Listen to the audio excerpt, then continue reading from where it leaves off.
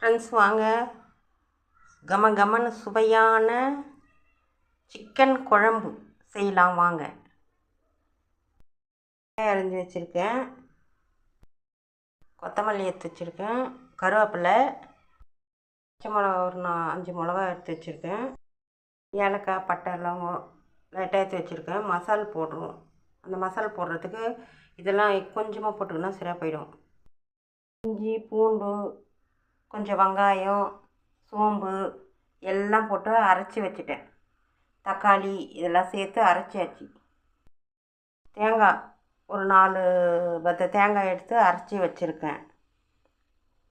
அதில் தக்காளி கொஞ்சம் போட்டு 2 தக்காளி போட்டு அரைச்சி வச்சுட்டேன். மீடியம் சைஸ் 2 தக்காளி. எண்ணெய் 150 கிராம் எடுத்து வச்சுருக்கேன், ஊற்றி வச்சுருக்கேன். கடுகு போட்டுக்கலாம், வெங்காயம் போட்டுக்கலாம்,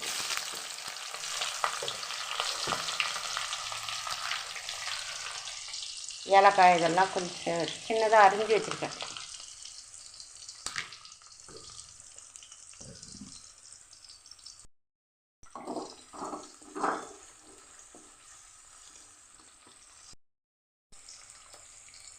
இந்த பச்சை மிளகா, கருவேப்பிலை போட்டுக்கலாம்.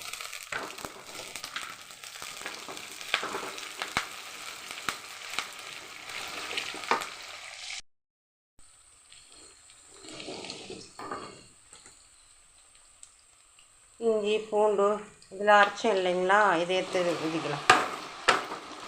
தக்காளி, இஞ்சி, பூண்டு எல்லாம் போட்டு அரைச்சிருக்கோம். இதில் சோம்பு கூட இதுலேயே போட்டு அரைச்சிட்டோம்.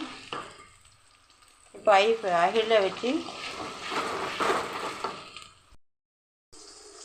அது போட்டுட்டோம். இப்போ இதை இறக்கும்போது போடணும். இதை இறக்கும்போது இந்த தேங்காவை அதில் போட்டு ஊற்றி கொஞ்சம் ஒரு 10 நிமிஷம் கழித்து இறக்கிட வேண்டியது தான். கொத்தமல்லி, கருவேப்பிலை தூவி.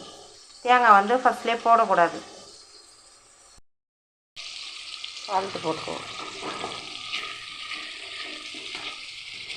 அடி பிடிக்காமல் கைவிடாமல் கலக்கி விடணும்.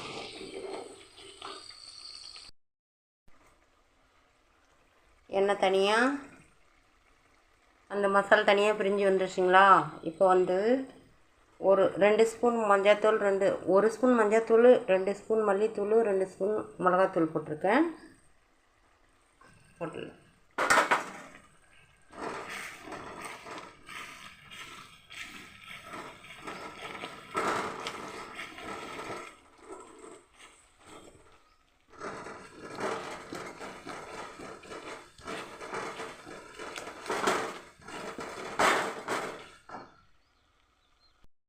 இப்போ இந்த சிக்கனை எடுத்து போட்டுடலாம்.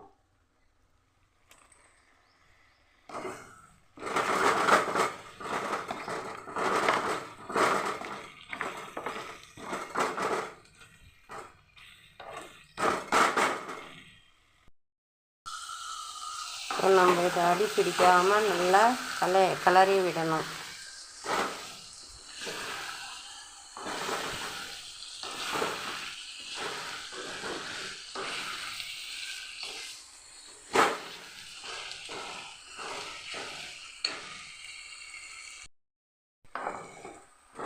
நம்ம இந்த ஸ்டேஜில் தேவையான அளவு தண்ணி ஊற்றிக்குவோம்.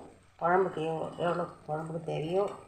இது கொஞ்சம் திக்காக இருந்தால் தான் குழம்பு நல்லாயிருக்கும். தேவையான அளவு உங்களுக்கு எவ்வளோ தண்ணி தேவையோ அந்த அளவு ஊற்றிக்குங்க. கறி இவ்வளோ நேரம் வதங்கியது. இனிமேல் நமக்கு தேவையான அளவு தண்ணி ஊற்றிக்கணும். எனக்கு இவ்வளோ தண்ணி போதும். நீங்கள் அந்த இன்னும் கூட தண்ணி ஊற்றலாம். நான் அப்படி தொக்கு மாதிரி திட்டமாக இருக்கட்டும்னு பார்க்குறேன்.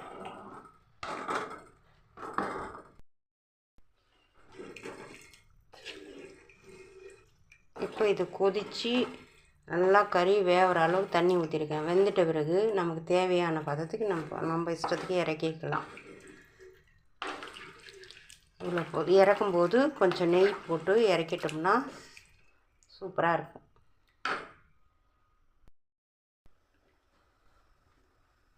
இந்த ஸ்டேஜில் நீங்கள் உப்பு, காரம் எல்லாம் கரெக்டாக இருக்கான்னு பார்த்துக்கோங்க. உங்களுக்கு தேவைன்னா இன்னும் கொஞ்சம் போட்டுக்கோங்க, இல்லைன்னா இப்படியே விட்டுருங்க, சரியாக போய்டும். இப்போ நம்ம மூடி போட்டு மூடிடணும்.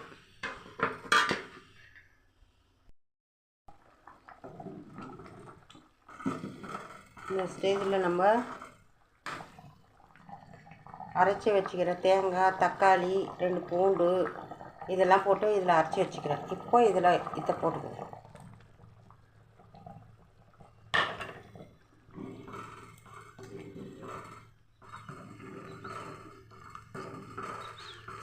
இந்த கடல இதெல்லாம் போட்டால் அப்படியே குழ குழன்னு இருக்கும்.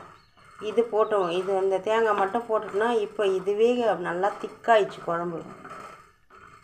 இப்போ இன்னொரு 10 நிமிஷம் மூடி வச்சு கொதிக்க விடணும்.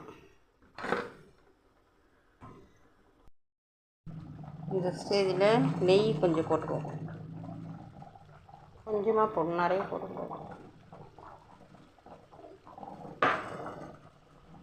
சும்மா வாசனைக்காக நிறைய போட்டாக்கா அது ஒரு மாதிரி பிடிக்கிறதில்ல சில பேருக்கு. எனக்கே பிடிக்கிறதில்ல, ஆனால் கொஞ்சம் டேஸ்ட் வருன்றதுக்காக நெய் கொஞ்சம் போடுறேன்.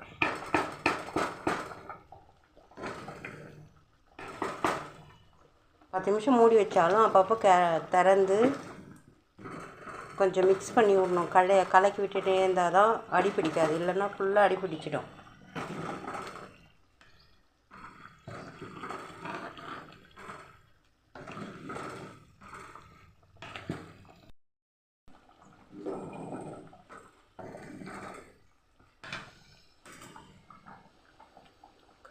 கொத்தமல்லி போட்டுக்கோ.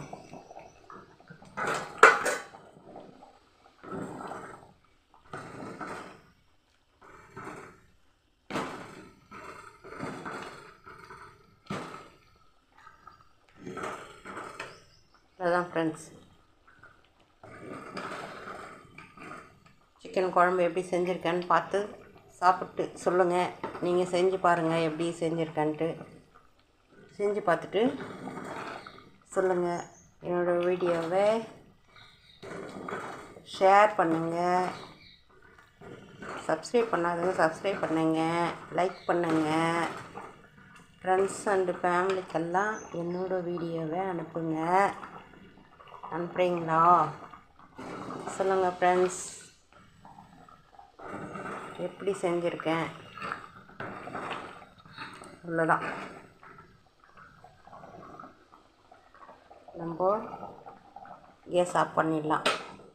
ஓகே,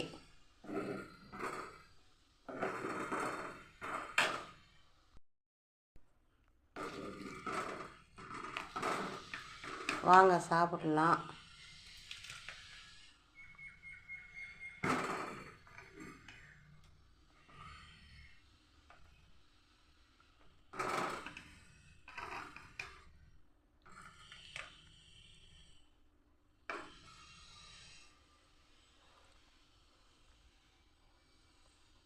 சிக்கன் குழம்பு எப்படி இருக்குன்னு சொல்லுங்கள் ஃப்ரெண்ட்ஸ். தேங்க்யூ. வீடியோ பிடிச்சா ஃப்ரெண்ட்ஸுக்கு அனுப்புங்கன்னு சொல்லிட்டேன்ல, அது மாதிரி அனுப்பிடுங்க. தேங்க்யூ.